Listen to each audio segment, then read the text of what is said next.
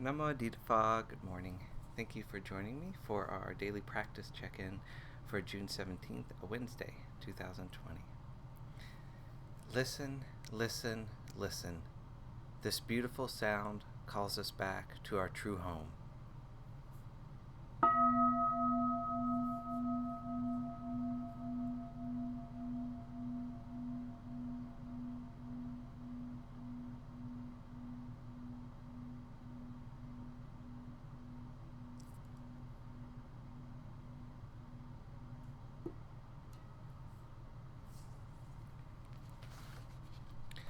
The third wonderful precept. Aware of the suffering caused by sexual misconduct, I vow to cultivate responsibility and learn ways to protect the safety and integrity of individuals, couples, families, and society. I am determined not to engage in sexual relations without love and a long-term commitment. To preserve the happiness of myself and others, I am determined to respect my commitments and the commitments of others. I will do everything in my power to protect children from sexual abuse and to prevent couples and families from being broken by sexual misconduct.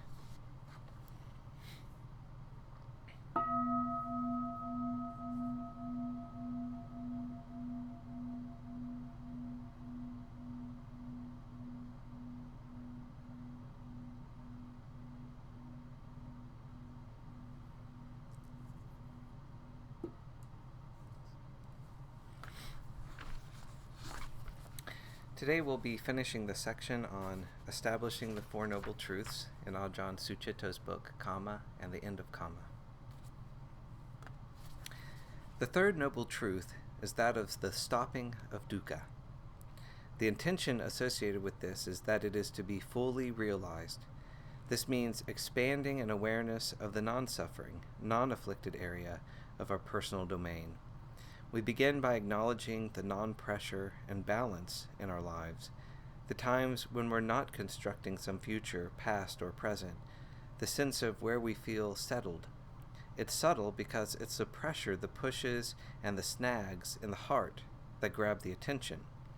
We make a big deal in the life out of the wow and the why me of our emotive patterns.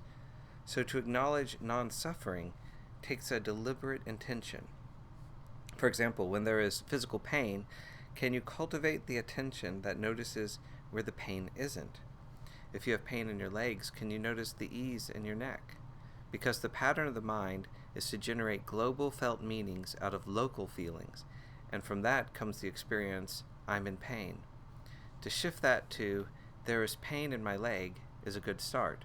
It checks the sankhara program that generates the felt meaning. Then, with understanding dukkha, you consider that bodies experience feeling, that one kind of feeling is pain.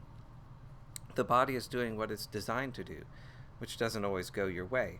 So a small piece of the suffering of ownership of the aggregates can be abandoned, and that allows a certain dispassion or a shift to a more manageable standpoint regarding the pain. That has to be realized, kept alive, and expanded. That's where the mind isn't stressed. And if you focus on that non-stress, you get a window into the domain of the mind which isn't about feeling and interpreting and responding. You get a sense of a still knowing. Although it's not about feeling, it feels good the way that relief from pressure feels good.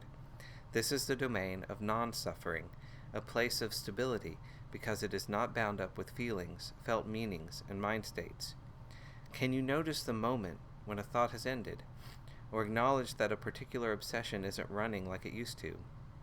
It doesn't sound that significant, but with that you are tackling the sankhara that identifies with phenomena and with problems, as if this is all you're constituted of. To notice the moment when the phenomenon disappears is a way of training the mind to glimpse non-clinging.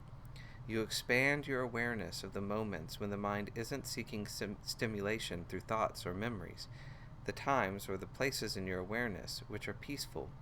That unentangled basis is to be realized.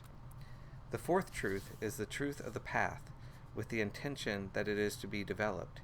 The intention integrates all the practices of ethics, of meditation, and of understanding. The presentation of the fourth truth causes us to consider right view, right aim, right speech, right action, right livelihood, right effort, right mindfulness, and right concentration. What is right about all of them is that they are based on the truth of Kamma rather than on the notion of self, and the process of Kamma is a lot more straightforward than the process of self. Trying to understand and satisfy a self-view is a task that produces more complexities the more you try, but you can get to work on the basic principles of doing good and purifying your intentions in a straightforward way. The path can be developed, and it is the path that encourages disentanglement because it broadens experience into the ease and stability that comes with carrying less need and less self-definition.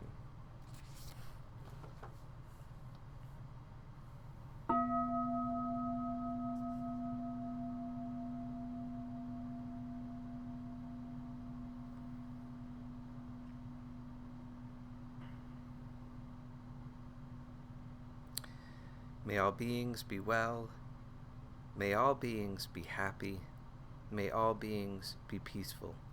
Sadhu, sadhu, sadhu. Thank you for joining me this morning.